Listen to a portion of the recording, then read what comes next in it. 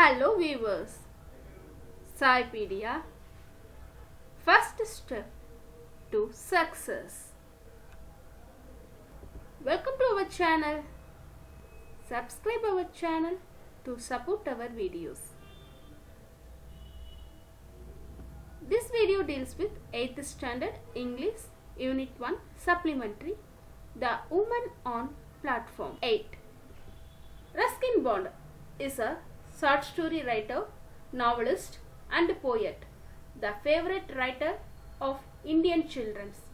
His first novel, Room on the Roof, was published when he was still in his teens. This novel won him the John Rice Memorial Award in 1957. He also writes about children and the simple hill folk of Uttarakhand. Simplicity and fluency of language and an insight into human nature are hallmarks of his style. His major writings include An Island of Trees, A Bond with the Mountains, and The Indian I Love. He has also been honored with the Sahitya Academy Award for his contribution to Indian literature. So, இவங்களுடைய first novel பார்த்தீங்கன்னா room on the roof. இது அவருடைய சின்ன வயசுலேயே எழுதின ஒரு ஃபேமஸான work. தென் இந்த நாவலுக்காக அவர் ஜான் ரைஸ் மெமோரியல் அவார்டும் வின் பண்ணியிருக்கிறாரு. இவருடைய நாவல்ஸ் உத்தராகண்டோடைய ஃபோக் ஸ்டைல் ரிசம்பிள் பண்ணுற மாதிரி இருக்கும். இவருடைய லாங்குவேஜ் ரொம்ப சிம்பிளாக இருக்கும். நார்மல் ஹியூமன் நேச்சர்ஸை பற்றி இவருடைய ஸ்டோரிஸில் இவர் கொடுத்துருப்பாரு. ஸோ இவர் ரொம்ப ஃபேமஸான சில்ட்ரன்ஸ் ரைட்டரும் கூட. இவர் சாகித்ய அகாடமி அவார்ட் வின் பண்ணியிருக்கிறாங்க. இந்த சப்ளிமெண்ட்ரி ஸ்டோரி என்ன அப்படிங்கிறத பார்க்கலாம். The Woman on Platform 8, Section 1. It was my second year at boarding school and I was sitting on platform number 8 at Ambala Station waiting for the northern bound train. ஒரு சின்ன பையன் அவனுடைய boarding ஸ்கூலுக்கு போகிறதுக்காக ஆம்லா அப்படிங்கிற ஸ்டேஷனில் பிளாட்ஃபார்ம் நம்பர் 8ல் அவன் wait பண்ணிட்டு இருக்கிறான். I think I was about 12 at time. So அந்த பையனுக்கு nearby 12 years இருக்கும். My parents consider me old enough to travel alone and I had arrived by bus at Ambala early in the evening. Now there was a wait till midnight before my train arrived. இவனுடைய parents என்ன நினைக்கிறாங்கன்னா இவன் தனியா போற அளவுக்கு ஓரளவு மெச்சூரான ஒரு பையன் அப்படின்னு நினைக்கிறாங்க. அதனால இவனை தனியாவும் அனுப்பி வைக்கிறாங்க. இவனுடைய வீட்டுல இருந்து பஸ்ல ஏறி தான் ஆம்லா ஸ்டேஷனுக்கு வரணும். தென் ஆம்லா ஸ்டேஷன்ல ட்ரெயின்ல ஏறி தான் அவனுடைய ஸ்கூலுக்கு அவன் போகணும். ஸோ ட்ரெயின் நைட்டு தான் வரும். பட் இவன் ஈவினிங்கு ஆம்லா ஸ்டேஷன் ரீச் ஆயிடுறான். Most of the time I had been pacing up and down the platform, browsing at the bookstalls or feeding broken biscuits to stray dogs. Trains come and went and the platform would be quiet for a while, and then when a train arrived it would be an inflow of heavying, shouting, agitated human bodies. இவன் சீக்கிரமாவே பிளாட்ஃபார்ம்ல உட்காரும் போது என்ன பண்ணுவான்னா just அங்கங்க வேடிக்கை பார்க்கறது, அங்கே இருக்கிற புக் ஷாப், தென் அதர் ஷாப்ஸை சும்மா பார்த்துட்டு இருக்கிறது, அண்ட் அவன் எடுத்துகிட்டு வந்த ஸ்நாக்ஸில் உடஞ்சி போன பிஸ்கட்ஸ் அந்த பிளாட்ஃபார்மில் இருக்கிற நாய்களுக்கு கொடுக்கறது. ஸோ இது மாதிரி தான் அவன் பண்ணிட்டு இருப்பான். ஸோ நிறைய ட்ரெயின் போயிட்டு இருக்கும். ட்ரெயின் வரும்போது நிறைய பீப்புள் அதுலேருந்து க்ரௌடாக இறங்குவாங்க. அந்த பிளாட்ஃபார்மே ஃபுல்லாக க்ரௌடடாக இருக்கும். தென் ட்ரெயின் அந்த இடத்த விட்டு போன பிறகு அந்த பிளாட்ஃபார்ம் யாருமே இல்லாமல் அமைதியாக இருக்கும். ஸோ இது மாதிரி தான் நடந்துட்டு இருக்கும். As the carriage doors opened, a tide of people should sweep down upon the nervous little ticket collector at the gate, and every time this happened I would be catching the rush and swept outside the station. Now tired of this game and of ambling about the platform, I sat down on my suitcase and gazed dismally across the railway tracks. Train platformல வந்த உடனே door open ஆன உடனே நிறைய peoples க்ரௌடாக ட்ரெயின்லேருந்து கீழே இறங்குவாங்க. So அந்த டைமில் ticket collector அங்கே wait பண்ணி டிக்கெட் செக் பண்ணுவாங்க. ஸோ எப்போவுமே நடக்கிற ஒரு விஷயம், ரொம்ப ரஷ்ஷாக இருக்கும் அந்த பிளேஸேமும். ஸோ இது ஒரு டயர்ட் கேம் அப்படின்னு சொல்கிறான். ஸோ அடிக்கடி பார்த்து அதை ஒரு டயர்டான ஒரு கேம் அப்படின்னு சொல்கிறான். ஸோ என்ன பண்ணுறான்னா அவன் பிளாட்ஃபார்மில் அமைதியாக அவனுடைய சூட்கேஸ் மேலே உட்காந்துட்டு அங்கே இருக்கிற ரயில்வே ட்ராக்ஸை பார்த்துட்டு இருக்கிறான். Trolleys rolled past me and I was conscious of the cries of the various vendors.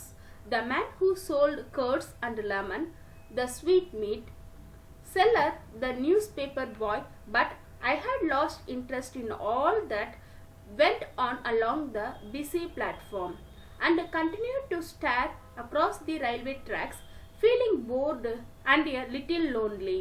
பிளாட்ஃபார்ம்ல ட்ராலிஸ் போகிற சத்தம் கேட்குது. நிறைய வெண்டாஸ் கர்டு லெமன் இதெல்லாம் விற்கிறாங்க, ஸ்வீட் மீட் விற்கிறாங்க, தென் நியூஸ் பேப்பர் விற்கிறாங்க. ஸோ இந்த சவுண்ட்லாம் அவனுக்கு கேட்டுட்ருக்கு.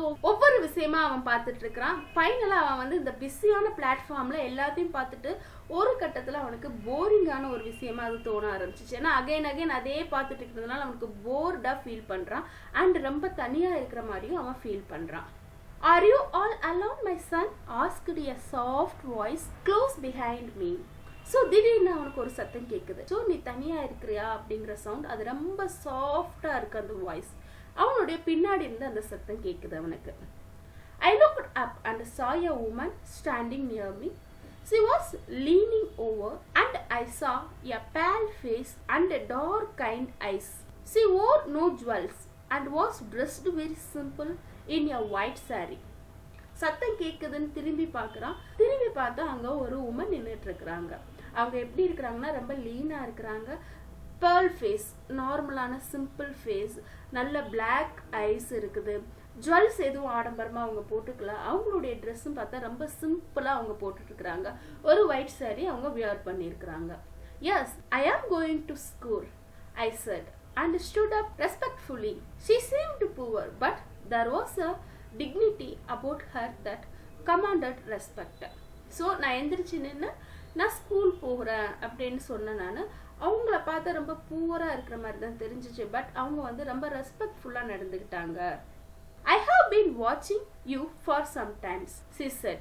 Didn't your parents come to see you off? So உன்னை ரொம்ப நேரமாக நான் வாட்ச் பண்ணிட்டு இருக்கிறேன். உன்னுடைய பேரண்ட்ஸ் உன்னை சென்ட் ஆஃப் பண்ணுறதுக்கு வரலையா அப்படின்னு அந்த உமன் வந்து கேட்குறாங்க. I don't live here, I said. I had to change trains anyway. I can't travel alone. So வந்து நான் நியர்பை இல்லை, நான் ரொம்ப தூரத்துலேருந்து வர்றேன். ஸோ எப்படினாலும் நான் ட்ரெயின் சேஞ்ச் பண்ணி போயாகணும், அதனால என்னால் தனியாக போயிட முடியும் அப்படின்னு இந்த பையன் வந்து ரிப்ளை பண்ணுறான். I am sure you can, she said. And I liked her for saying that, and I also liked her for the simplicity of her dress and for her deep soft voice and the serenity of her face. So உன்னால போயிட முடியும் எனக்கு தெரியும் அப்படின்னு சொல்லி அந்த woman reply பண்ணுறாங்க. So அவங்க வாய்ஸ் ரொம்ப அழகாக ஸ்வீட்டாக இருக்குது, ரொம்ப அமைதியாக இருக்கிறாங்க. அவங்க பார்க்குறதுக்கு ரொம்ப சிம்பிளாக இருக்கிறாங்க, ரொம்ப கைண்டான ஒரு பர்சனாக அவங்க இருக்கிறாங்க அப்படிங்கிறத அந்த பையன் தெரிஞ்சுக்கிறான். Tell me, what is your name? she asked. So உன்னுடைய பேர் என்ன அப்படின்னு சொல்லி அந்த லேடி கேட்குறாங்க. Arun, I said. என்னோட நேம் அருண் அப்படின்னு சொல்கிறான். And how long do you have to wait for your train? So எவ்வளோ நேரம் நீ வெயிட் பண்ணணும் உன்னுடைய ட்ரெயின்காக அப்படின்னு சொல்லி அந்த லேடி கேட்குறாங்க.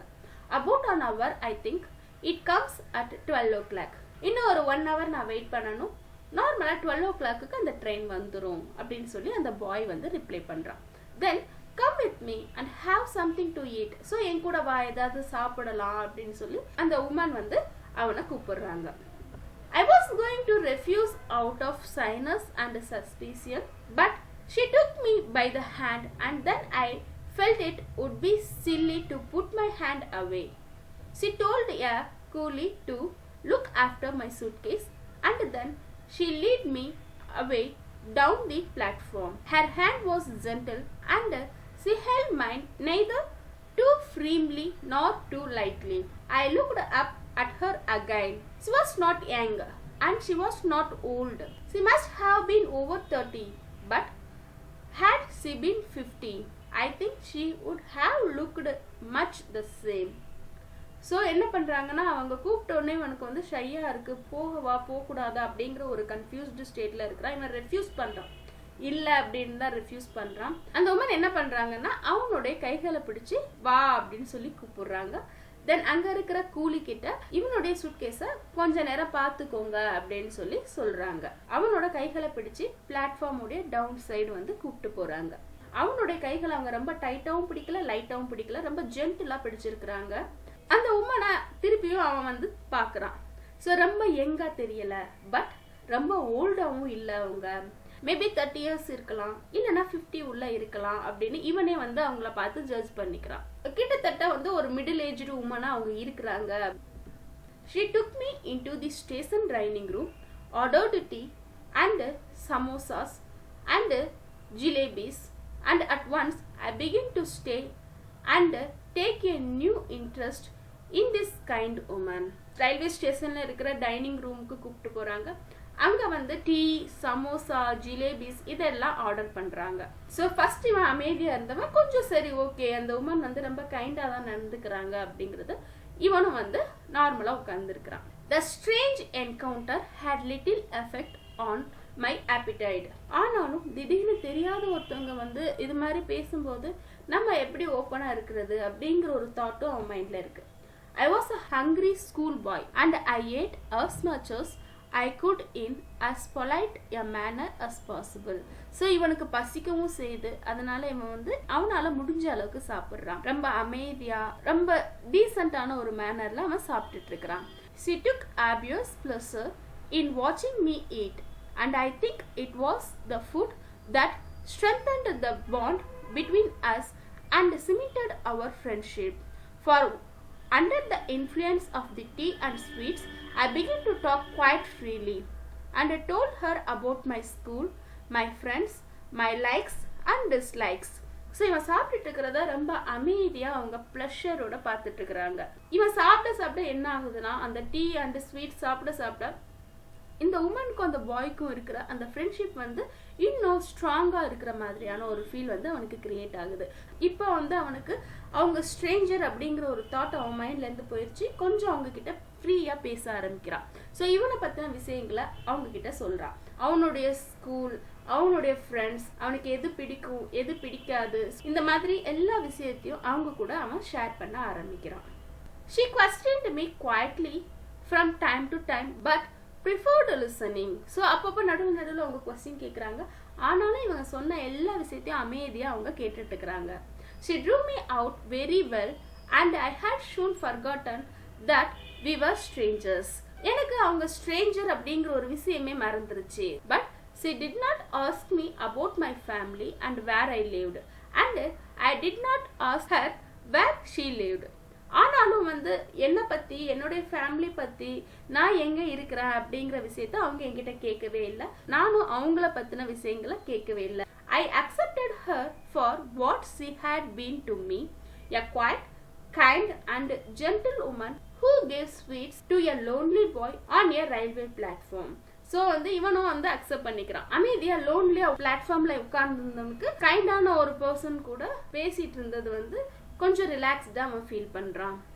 After about half an hour, we left the dining room and began walking back along the platform.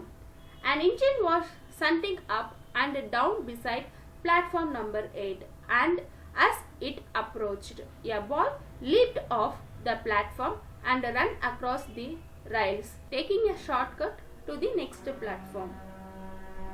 He was at a safe distance from the engine, and there was no danger unless he had fallen. But as he leaped across the rails, the woman clenched my arms. Her fingers dug into my flesh, and I winced with pain.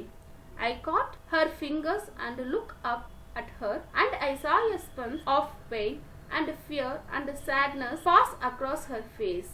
இவங்க ரெண்டு பேரும் half an hour dining ரூம்ல spend பண்றாங்க. அந்த பையன் சாப்பிட்ட பிறகு ரெண்டு பேரும் எந்திரிச்சு அகைன் திருப்பி பிளாட்ஃபார்ம் நம்பர் 8க்கு நடந்து வந்துட்டு இருக்கிறாங்க. நடந்து வரும்போது சைட் பை ஒரு ட்ரெயினும் பிளாட்ஃபார்ம் நம்பர் 8ல வந்துட்டு இருக்குது. ஸோ என்ன ஆகுதுன்னா, அந்த ட்ரெயின் வந்துட்டு இருக்கும் போதே அதுக்கு முன்னாடி ஒரு பையன் வந்து ஷார்ட்கட்ல நெக்ஸ்ட் பிளாட்ஃபார்ம் போறதுக்கு ட்ரை பண்றான். ஸோ அவன் கீழே இறங்கி எடுத்து ஓடும்போது என்ன ஆகுதுன்னா, அந்த இன்ஜின்ல இருந்து சேஃப் டிஸ்டன்ஸ்ல தான் அவன் இருக்கிறான். இருந்தாலும் இந்த உமனுக்கு ரொம்ப பயமா இருக்கு. உடனே அந்த சின்ன பையனோட கைகளை இறுக்கி பிடிச்சிடுறாங்க, ரொம்ப டைட்டா பிடிச்சிடுறாங்க. என்னன்னா, அந்த ட்ரெயின் பக்கத்துல வர்ற அந்த ஒரு ஃபியர் வந்து அவங்களுடைய ஃபேஸ்ல தெரியுது. ரொம்ப ஷேடாவும் அவங்க ஃபீல் பண்றாங்க. அவங்க இறுக்கி பிடிச்சது அந்த சின்ன பையனுக்கு அருணுக்கு வந்து அவனுடைய ஃபிளஸ்ல வந்து ரொம்ப டைட்டா அவங்களுடைய ஃபிங்கர்ஸ் வந்து உள்ள போனது எப்படி இருக்குன்னா, பெயின் பெயின்ஃபுல்லா இருக்கு. ஸோ அவன் வந்து அவனுடைய கைகள் பெயினா இருக்கிறத ஃபீல் பண்றான். அந்த உமனுடைய ஃபேஸ்ல ஃபியர்னஸ் வந்து ரொம்ப அதிகமாவே தெரிஞ்சிச்சு. She watched the boy as he climbed other platform, and it was not until he had disappeared in the crowd that she relaxed her hold on my arm.